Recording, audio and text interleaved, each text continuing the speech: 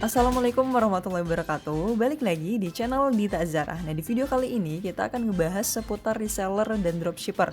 Beberapa hal yang harus teman-teman ketahui, yang harus teman-teman pahami sebelum menjadi seorang reseller dan dropshipper. Nah, sebelumnya teman-teman harus tahu juga perbedaan antara reseller dan dropshipper, yaitu perbedaan utama yaitu di stok barang. Untuk reseller itu kita perlu stok barang, sedangkan untuk dropshipper kita nggak perlu stok barang. Jadi ketika teman-teman mau memulai bisnis online tanpa modal, teman-teman bisa pilih untuk menjadi dropshipper. Tapi ketika teman-teman memiliki modal yang kecil atau memiliki modal, teman-teman bisa mulai dengan menjadi seorang reseller.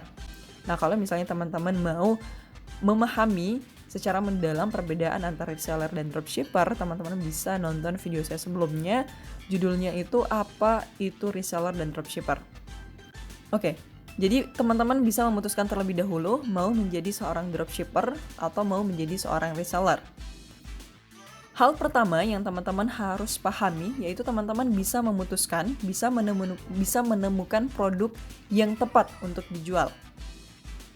Setelah teman-teman menentukan produk yang akan teman-teman jual, teman-teman harus benar-benar menguasai dan mengerti tentang produk tersebut. Tujuannya apa? Agar teman-teman bisa mudah menjelaskan keunggulan produk tersebut dan lebih mudah untuk mempromosikannya ke calon buyer teman-teman. Nah, untuk menemukan produk yang tepat, sebenarnya bisa dari diri kita sendiri. Misalnya, ketika teman-teman suka mengamati fashion, misalnya baju atau sepatu atau aksesoris, nah itu bisa dijadikan sebagai barang yang akan teman-teman jual. Karena ketika teman-teman suka dan paham tentang produk tersebut, maka teman-teman itu akan lebih mudah menjelaskan keunggulan dari produk itu. Dan akan lebih mudah menjelaskan kepada calon buyer teman-teman mengenai produk tersebut. Nah, yang kedua, memperhitungkan dan mengenali kompetitor. Jadi semakin sedikit kompetitor kita dalam menjalankan bisnis, maka ini akan menguntungkan bagi kita. Jadi teman-teman bisa survei dulu kira-kira produk yang kita jual itu udah banyak di pasaran atau enggak. Tapi sebenarnya ketika barang yang kita pengen jual itu udah banyak di pasaran, berarti kita harus memberikan pelayanan yang lebih atau berbeda dengan toko online yang lain. Sehingga orang-orang ketika mencari barang tersebut itu bisa beralih, bisa membeli barang tersebut di toko online kita. Contohnya misalnya teman-teman memberikan pelayanan fast respon, atau misalnya teman-teman memberikan promo gratis 1, beli 1 gratis 1, nah seperti itu. Nah, kemudian yang ketiga, mencari supplier yang tepat. Jadi ketika teman-teman mau memulai menjadi seorang reseller atau dropshipper, teman-teman harus bisa mencari supplier yang tepat, kemudian menganalisis atau mengkalkulasi terlebih dahulu kira-kira teman-teman itu harus membeli produknya berapa banyak. Itu kalau misalnya teman-teman menjadi seorang reseller. Kalau misalnya dropshipper itu kan tanpa modal, tapi kalau reseller kan kita harus menyetok barang. Nah, itu harus ditanyakan terlebih dahulu kira-kira berapa banyak barang yang harus teman-teman beli dari supplier sehingga teman-teman bisa menjadi seorang reseller. Kemudian teman-teman harus bisa menentukan target marketnya. Kira-kira produk yang teman-teman jual itu akan dijual ke siapa? Misalnya ketika teman-teman memutuskan untuk menjual panci. Nah, panci itu berarti target marketnya teman-teman itu adalah ibu-ibu atau emak-emak atau misalnya pasangan yang baru menikah. Dan teman-teman jangan lupa untuk mengecek ongkos kirim yang akan teman-teman keluarkan ketika barang dari supplier itu dikirim ke tempat kita. Hal ini bisa menentukan harga yang akan teman-teman tawarkan ketika teman-teman mempromosikan produk tersebut. Jadi teman-teman bisa memperkirakan jumlah biaya yang didapatkan dari hasil penjualan dan dikurangi dengan biaya total pengeluaran kita saat membeli produk dari supplier. Nah, hasilnya itu akan menentukan apakah dengan menjadi reseller itu akan memberikan keuntungan bagi kita atau tidak. Setelah teman-teman udah jadi reseller atau dropshipper, langkah pertama teman-teman bisa menyiapkan alat untuk mempromosikannya.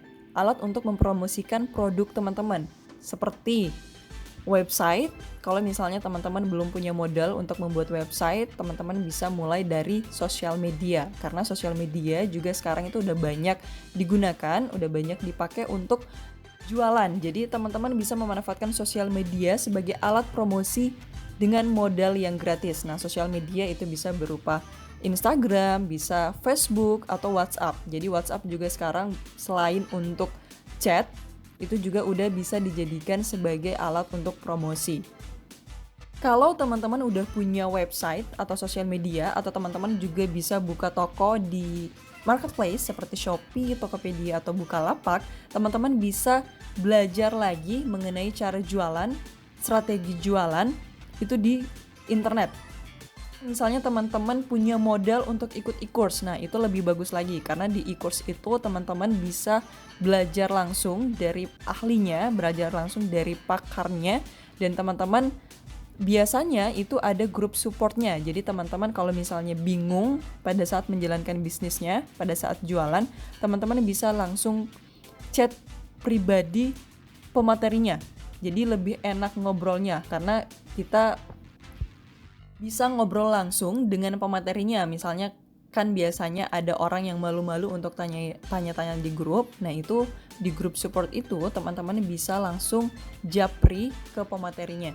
Nah, untuk info e-course itu saya biasanya juga sharing di YouTube saya, jadi teman-teman bisa pantau.